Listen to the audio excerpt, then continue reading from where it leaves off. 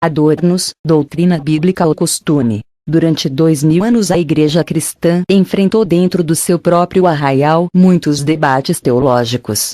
A Trindade, a divindade de Cristo, as duas naturezas do Redentor e a justificação pela fé são exemplos de assuntos que dividiram opiniões entre os cristãos ao longo dos anos. Nestes últimos dias não tem sido diferente, muitas polêmicas têm surgido entre os cristãos principalmente quando o assunto é sobre adornos e vestimentas. A Assembleia de Deus em suas convenções nacionais, geralmente teve como tema principal de debate a questão sobre o uso de adornos. Por incrível que pareça, em todas as decisões convencionais da CGAD ficou estabelecido que o uso de adornos com finalidade fútil era contrário à palavra de Deus. Todavia, agora, muitos pastores famosos têm ensinado que adornos é apenas um costume e não uma doutrina bíblica a ser observada. Este modo de pensar tem causado muita confusão, divisão e contenda entre os cristãos da atualidade. Cabe aqui uma importante indagação. Afinal, é uma doutrina que deve ser obedecida ou um costume meramente humano sem conotação pecaminosa? Para responder esta pergunta, precisamos primeiramente definir o que é uma doutrina e o que é um costume. Um costume é um hábito ou modo de viver adquirido por um povo ao longo dos anos. Os costumes são mutáveis, isto é, estão em constante mudança, sendo muitas vezes substituídos por outros com o passar dos anos. Os costumes podem ser moralmente bons, perversos ou neutros. Quando um costume é moralmente mau mesmo sendo um costume deve ser evitado, por exemplo, fumar o cachimbo da paz entre os índios. Alguns crentes confundem doutrina com costume como fizeram com o apóstolo Paulo que pregando a palavra de Deus, o acusavam de estar pregando costumes. E nos expõe costumes que não nos é lícito receber nem praticar, visto que somos Romanos 16 e 21. Diferentemente do costume, uma doutrina é um ensino estabelecido pelas Escrituras. Qualquer ensino fundamentado pelas Escrituras é uma doutrina. As doutrinas bíblicas têm como fonte inspiradora Deus. Abrangem todas as pessoas, independente de cultura, língua ou localização. Jamais podem ser modificadas ou abolidas, pois são atemporais. A Bíblia não é como um livro de teologia sistemática. Suas doutrinas estão expressas por meio de histórias, poemas, guerras, narrativas etc. Diferente de um livro de teologia sistemática onde as doutrinas são explanadas de modo didático. Alguns exemplos de doutrinas bíblicas foram extraídos de costumes descritos nas Escrituras. Um exemplo foi o lava-pés de Jesus no Evangelho de João capítulo 13. Apesar de ser um hábito da Palestina, Jesus usou este costume para estabelecer não uma lavagem cerimonial dos pés, mas sim a doutrina da umidade. Diante do que temos exposto, desejamos analisar alguns textos bíblicos para conferir se adornos é um costume meramente humano sem conotação pecaminosa ou uma doutrina bíblica a ser obedecida. Em Gênesis 35 a família de Jacó que estava desviada só se reconciliou com Deus após despojarem dos deuses estranhos e dos brincos nas orelhas, pois o proceder deles estava desagradando a Deus.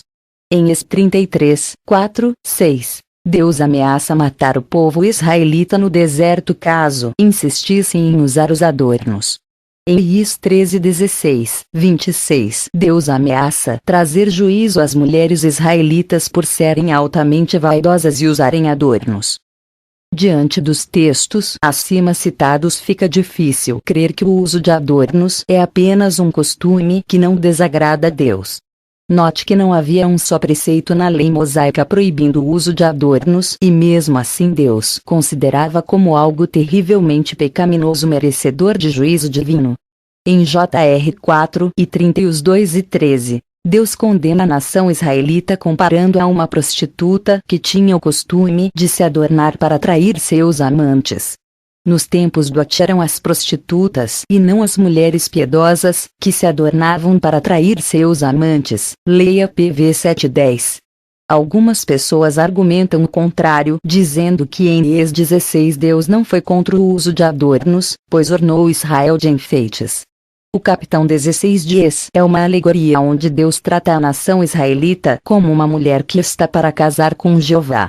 Segundo as regras da hermenêutica, não podemos tirar doutrina de alegoria, mas somente o sentido espiritual deve ser extraído de uma alegoria. No At era costume a noiva receber joias como garantia do compromisso de casamento para serem usadas somente no dia da cerimônia. Exatamente por isso que em Êxodo 23 Deus condena a desobediência do seu povo, chamando Israel de prostituta porque continuou usando as joias que só deveriam ser usadas no casamento, leia Ap 17, 4. Que do mesmo modo as mulheres se vistam com traje honesto, com pudor e modéstia, não com tranças, ou com ouro, ou pérolas, ou vestidos preciosos 1 Tm 2, 9. O enfeite delas não seja o exterior, no frisado dos cabelos, no uso de joias de ouro 1 P3, 3. É impressionante como a Assembleia de Deus mudou tão radicalmente. Muitos pastores mudaram o modo de pensar e agora dizem que usar adornos é apenas um costume meramente humano. O resultado disto é que o mundanismo entrou na igreja juntamente com a frieza espiritual e o desaparecimento do batismo no Espírito Santo. Creio que muitos ministros que se acham sabichões terão muitos problemas futuramente com este modo de pensar. Não poderão, por exemplo, proibir seus membros de usarem piercing, já que usar brincos não é pecado. Não há quase diferença entre um brinco e um piercing. Crentes do sexo masculino também não poderão ser proibidos de usarem brincos, pois se não é pecado uma mulher usar brinco, também não é pecado um homem usar.